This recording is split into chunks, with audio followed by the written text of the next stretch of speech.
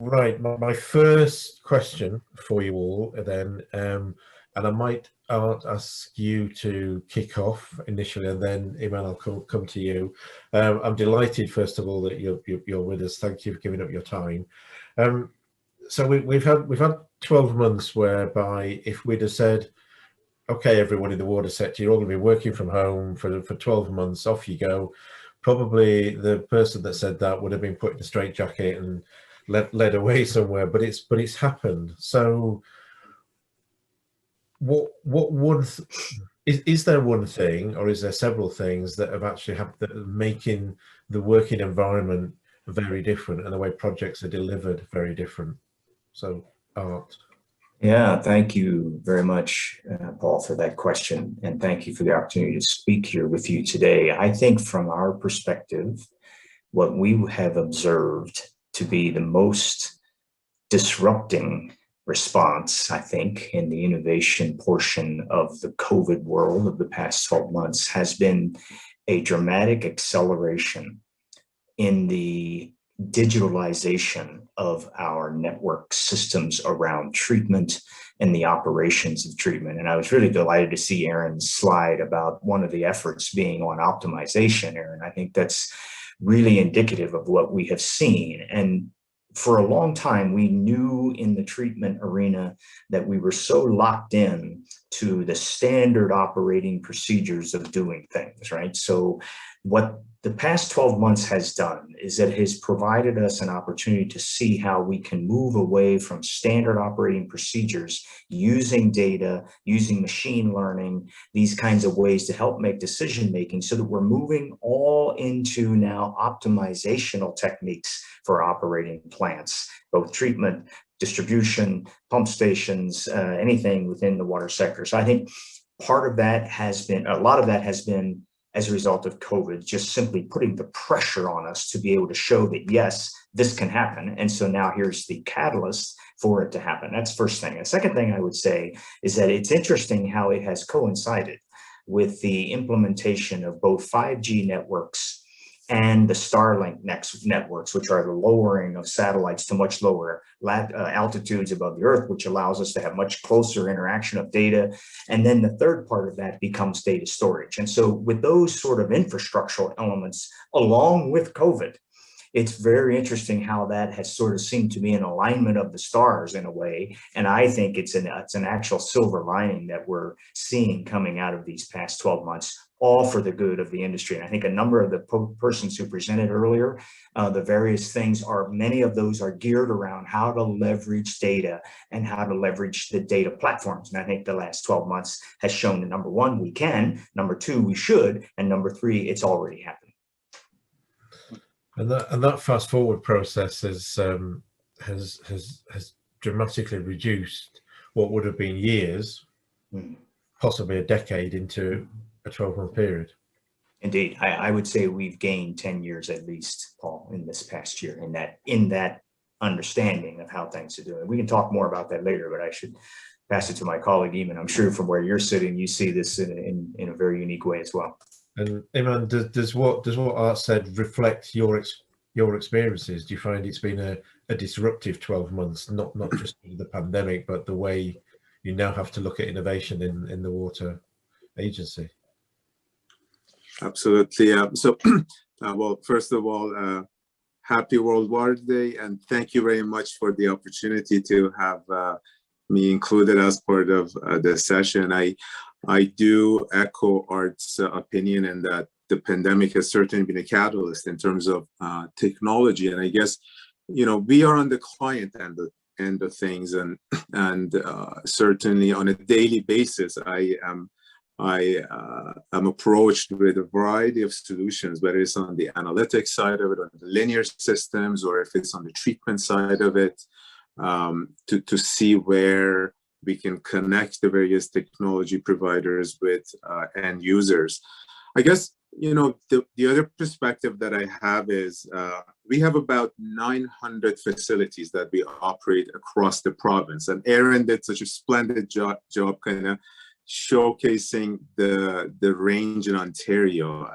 What's been really unique for ACO, I think, and certainly a significant lessons learned, is how have we built our contingency plans in terms of, many of our facilities are 24/7 operated plants. We have frontline workers that may not necessarily be deemed until as of recently as first line of defense and getting the vaccinations and so on. So we really had to think creatively to figure out how do we maintain continuity of operation. And I think that's one of the biggest things that we are proud of at Aqua. End of the day, it's how are we supporting all of our municipal clients? How are we supporting the communities we serve, and how are we also maintaining business continuity, right? Surprisingly, this year has actually been a good year for Aqua from a business standpoint as well, based on, again, many of these capital projects in the field are critical path projects or critical upgrades that many wastewater treatment facilities and linear systems need. So, we, I guess, as part of the 4 solution areas, Aaron talked about optimization and he talked about waste diversion, resource recovery. But we have a division just focused on process optimization. We have a division focused on energy. We have a division focused on resource recovery and waste diversion. And how do we go about helping our clients work through the changing landscape of the regulations and organics management? So yeah, I think the other piece that we're really trying to support our clients, and it's a learning for us, is how do we connect our clients best with funding opportunities? Because the pandemic has really exhausted many of our municipal clients' access to capital money. And particularly, you can imagine smaller municipalities, which is many of our sites. We at ACO, we have the 3-tiered system. We call tier 1, which is our municipalities that, let's say, have 1 million to 1.4 million users, and then we have our tier 2s that are smaller municipalities, and tier 3s that are municipalities in, let's say, the north, or indigenous communities, and so on. So funding has been a challenge. I think you will also notice in Ontario, rightfully so, there's a lot of focus on funding on healthcare due to the pandemic. So I think, we are trying to positively influence our funding agencies, whether on the public or the private side, to kind of continue with that focus on infrastructure, because as Art and I well know, there is a deficit. There's a lot of challenges out there, particularly in our linear systems, where we really need to be able to help have a long-term plan. And if I could, I guess one other thing to end my first response is shovel readiness is also a very key theme. When funding comes out, municipalities and our clients have X number of months to respond to it, right? So you can't be at a stage where you've just thought of that plan and an idea. You needed to have that in the books. You needed to kind of have that asset management long-term lens to your capital spending, whether it's on the process and energy end or other areas. Thank you, Iman. That's absolutely fascinating, and maybe in a slightly different context, Aaron, if I look to you and the traditional working practices that you would have been involved in supporting trade and development and economic ties with Ontario province, this past year has turned that on its head. Would it be fair to say? Yeah, that's a fantastic understatement. Thanks, Paul. I'm going to approach it from a business development perspective, and that probably should strike fear into everybody's heart, government talking about business development. But we are very uniquely positioned as a commercial diplomat, we sort of sit in a unique position between the end user and the salespeople. We become sort of this trusted third party that gets information from both the end user as well as the seller, because they understand that we sort of are able to minimize the impact of direct information. And so building on that, what we found in the last 12 months is that we have this unique greater access, less time syndrome that we're facing. And what I mean by that is that we found ourselves having greater access to higher level decision makers and influencers than we've ever had before. And that has been surprising. We're not entirely sure why that has been. I mean, we can put out theories that people are working from home, they have less gatekeepers, all sorts of different things. So we're really fortunate, and some examples of that is we've helped connect our companies directly to secretaries of state, for example, who have personally responded to us. That would never have happened in a million years. And to us, that's fantastic. From an investment attraction side, we're connecting with CEOs who are responding quickly in a way that we've never had before. But on the side of sales, that's the end user. On the side of sales, we're finding that there's the need to actually provide focus and acknowledge that there's less time to interact with people that we normally would interact with. People are actually incredibly busy. They're scheduling meetings back to back, and they want to get to the point. And so what we're having to do is work with a lot of our companies, because we have access to this intelligence of what the end users are looking for. We're helping them understand the why of the meeting. That's the key aspect. Why are you having this meeting? Why would the client want your product? Why are you explaining things the way you're explaining them? They might make sense to you, but do they make sense to the end user? And why would a client engage with you again? So it actually goes down to what Art was talking about, is optimization. It's optimizing our client engagement, as well as optimizing the end user engagement. And that is actually, I think, something that has been really refined in the process. And if I build on the theme of optimization a little bit further, with regards to our activities. So we often implement trade missions, events where we're presenting multiple companies to multiple buyers. And there's been a tendency or a desire for a lot of our partners, and even for us, to deliver things in the same way, but just virtually.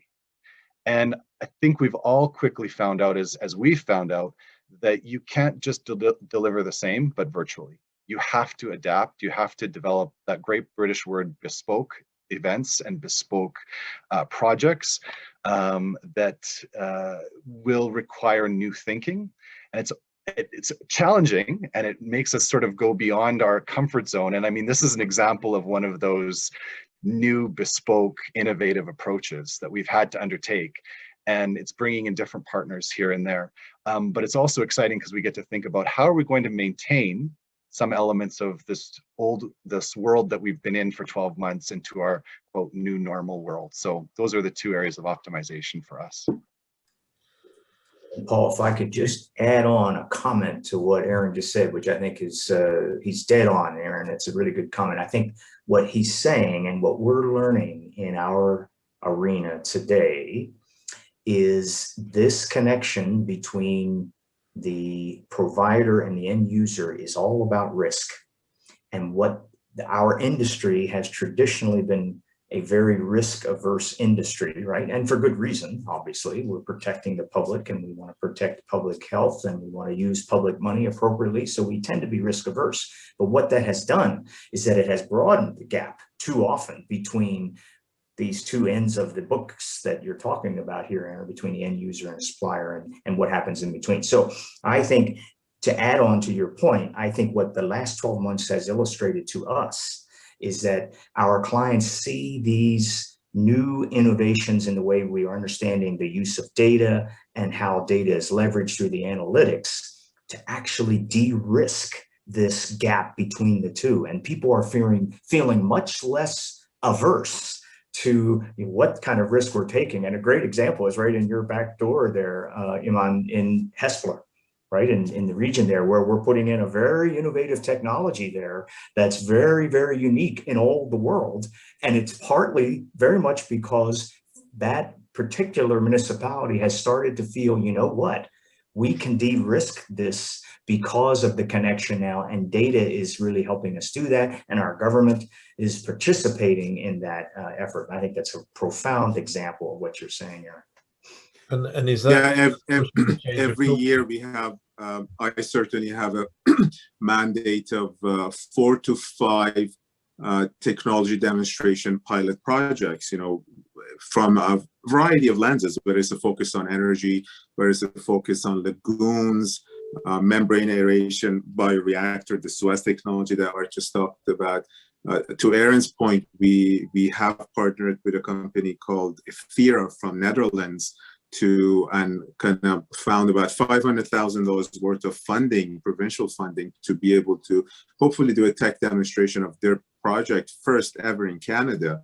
So there's some, you know, good success stories, and certainly a focus for us. And again, as Art said, is to manage risk for our clients through process optimization.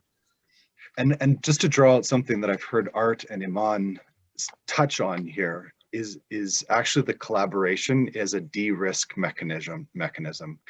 And one of the things that we've tried to establish in my office is something that I call P3 diplomacy. Now, you normally hear P3 in the context of infrastructure projects, right? Public-private partnerships, right? But what we're trying to implement is these public-private partners in diplomacy, where you understand, what does everybody need? What's a shared goal? What are some of the differences? How do you circle your efforts around our combined interests? And how does government then convene these seemingly disparate groups, industry, academia, organizations, both domestic and international, to actually achieve shared goals and achieve things together and pool our resources? For government, it's important for us to pool our resources so that we're actually making a significant impact for decreased costs to taxpayers. And so that's one of the reasons, and it's also to help our companies de-risk the move of going global, or de-risk the piloting of new technologies, or develop new projects. And so for us, it's about using the power of government to convene groups of people in order to collaborate and drive new solutions and innovations. So we've touched on the increased level of communication, or sorry, the increased level of engagement that's taking place. Has it led to increased communication in the way that we're actually doing things genuinely differently? And you've mentioned de-risking there as one very positive. So is it leading to a change in the cultural aspects of how we think when we're interacting with each other?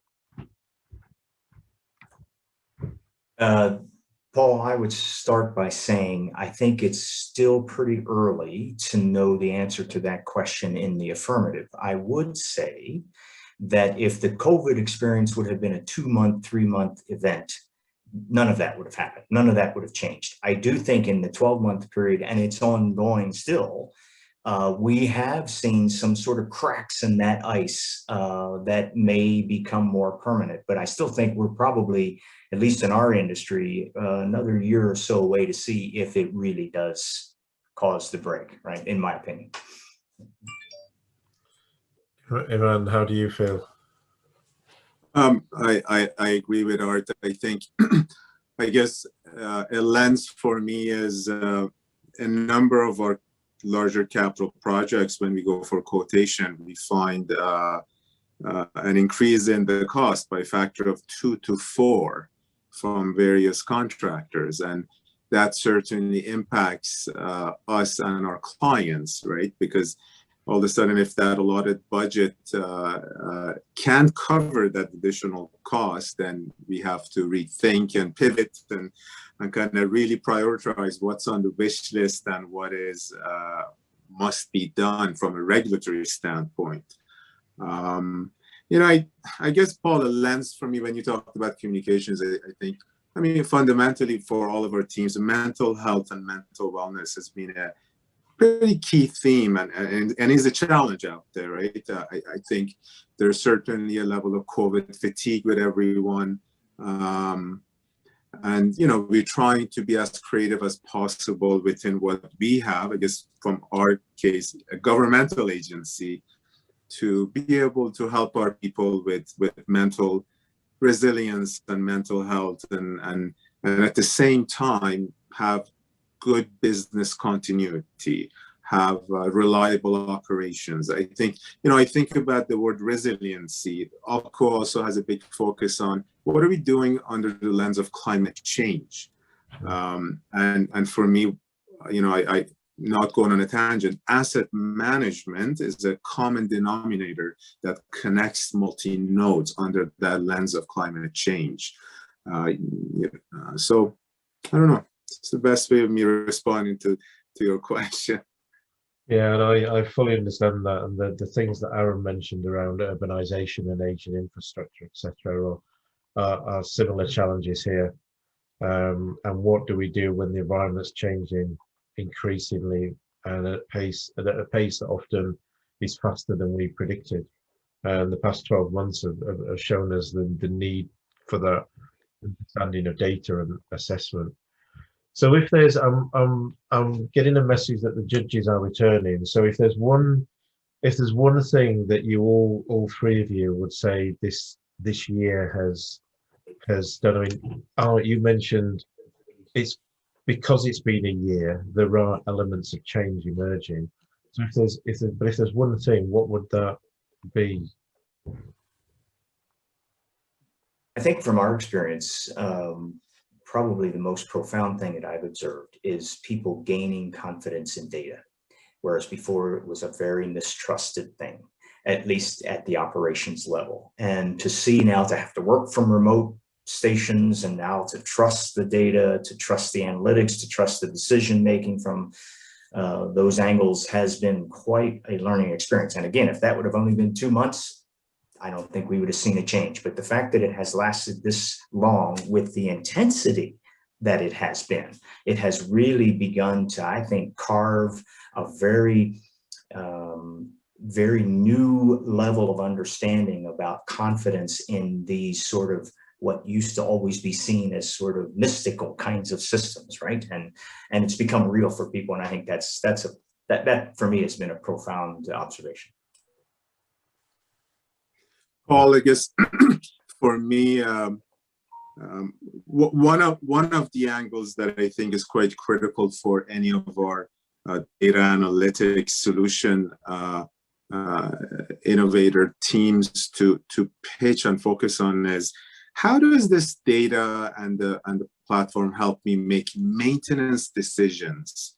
And that's something that I don't always hear. As a process engineer, I always hear about, you know, optimization of my filter and my membranes and my, you know, from a linear system, we talk about, you know, energy management system and how does this algorithm help me tell me what is the most optimum combination of the pumps based on the cost of electricity to operate to meet demand and so on. But the data around building, for example, monitoring pump performance on a continuous basis and help me figure out how does that impact my maintenance regime is something that would really connect well with me as somebody who comes from that O&M background, right? To Art's point, the operations folks are very risk-averse folks. They're also, we've come a decade to get to this stage where we are now more accepting of the data and AI and machine learning language and terminology. But I think we still have a long way to go. So the more focused you are when you're pitching to the O&M folks and custom tailored with the size and scale of systems they're dealing with, I think the more success we will have collectively, because that's also my internal audience. My group also goes to my internal O&M audience to pitch and facilitate and kind of connect good ideas. So yeah, I mean, for me, I think maintenance decision-making is one of the key focus areas that we can help all of our clients and municipalities more. And now I think more than ever, because there's less access to funding. So what it is they have, they want to be able to prolong its life expectancy. Data driving decisions. I completely agree with that. And Aaron, from you, the one thing that the past years has changed? Yeah, I would say actually it has given us a focus on outcome versus activity. And I relate that to the data highlighting that's already been done by Iman and Art. Sort of the quantitative measures and performance measures people in headquarters do my head in sometimes, to be very honest. And but the data doesn't lie. It will, you know, there was a real focus in early stages for everybody, I think, to be busy and probably to show that we're being busy and that we can be productive at home, right? And so there's a lot of busyness and a lot of exhaustion, to Iman's point, that came out of that about mental health. But for us, it's about minimizing, not minimizing activity, but clarifying activity so that our outcomes are also going to be excellent. And I think that has been quite an interesting journey for us, because it sort of made us look at what were we doing wrong before the pandemic, what were we doing, what did we learn during the pandemic, and what are the lessons that we can learn in order to be have more effective outcomes, more effective outcomes versus just doing a bunch of activity that we think is actually really helpful.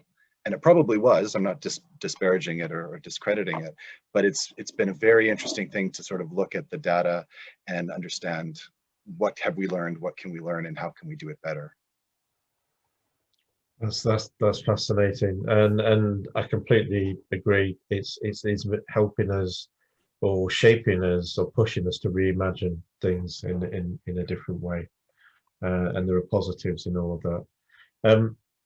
Thank you. Or you've given a perspective that we haven't necessarily had before, and brought some issues to the fore, which I do recognise. The accelerated use of data, but data driving the decisions and the outcomes. I think that's part of our vernacular now, and it may not have been in the, even if we thought it was, it may not have been in the past. So huge round of applause to you three. I could have talked with you for much longer, but I'm getting messages that the judges are desperate to say, you know, the outcome of the pitches. So if you'll forgive me, thank you to the three of you, and well, we'll obviously be in touch on a more regular basis because of this meeting. So thank you very much. Appreciate it. Thank you, Paul. Thank you for the invitation, Paul. Thank you, everyone.